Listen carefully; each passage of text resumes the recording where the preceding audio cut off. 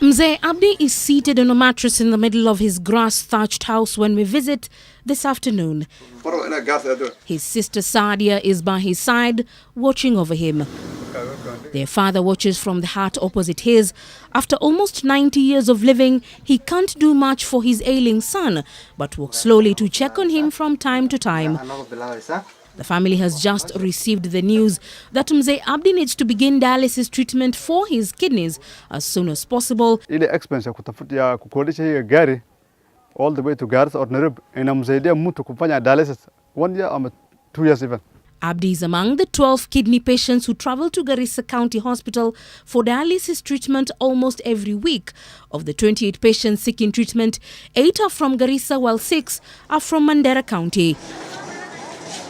The number of patients suffering from kidney problems in WAJIR was the reason the first governor of WAJIR, Ahmed Abdullahi, signed a contract to the national government to bring key medical machinery closer to the people of WAJIR. Dr. Duhir Somo was the medical superintendent at the WAJIR County Hospital when the dialysis machines were brought here. Since then, nothing much has changed in this renal ward. The beds remain empty and the machinery unused. The lack of personnel continues to cause financial and physical pain to many patients who have to travel far, even twice a week, to get help. We have all the equipment which are working. Biomedical engineer is also been trained on how to use the equipment.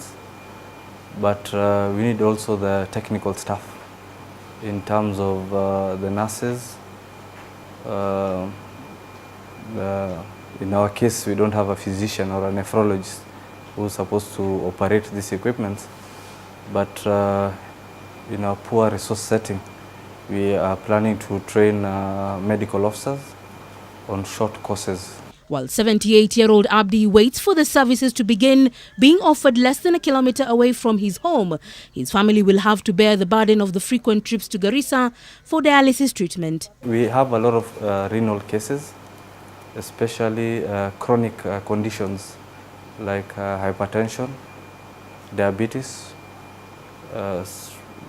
Some of the complications of the complications of this disease is actually acute renal failure, or sometimes the chronic kidney disease.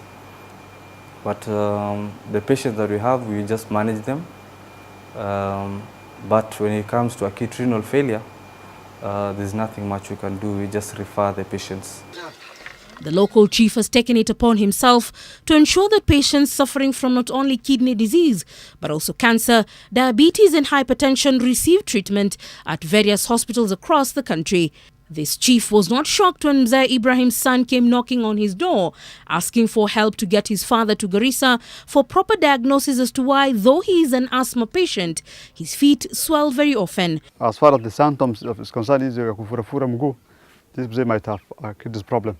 In a community that traditionally did not experience what we call lifestyle diseases like hypertension, diabetes or even kidney problems, some end up in hospital and are diagnosed with kidney issues a little bit too late when there is need for them to go through dialysis treatment.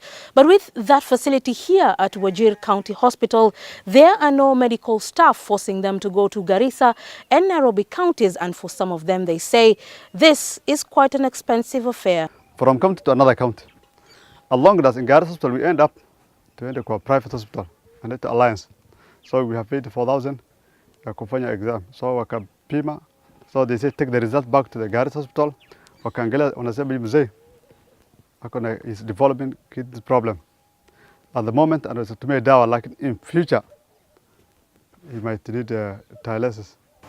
I can realistically say probably the earliest it can be maybe within 3 to 6 months. Because the staff that we've trained have to come back. And probably we might even start with the one nurse that we have who will come, and the medical officers will go for a short course training at Kenyatta Hospital. For Mzee Abdi Razak, the 6 months waiting period for the renal ward to begin work will be 6 months too late. His mother, 75-year-old Habiba Mohammed, succumbed to the disease early January after battling kidney failure since December 2012. Hii ugonjwa si kitu tulikuwa naijua hapa kwetu. Ni kitu kipya kimetokea, maana imekuwa shida kubwa kwa sababu ikikuvamia na upate mtu yako apate, ina gharama nyingi. His is a story of almost hope, despair, and sometimes anger at the trials that he went through, trying desperately to bring his mother to access top healthcare in vain. The time nilikuwa nampeleka, alikuwa siku 9 hakuongea. Kwa wiki nilikuwa nalipa 18,100 kwa wiki.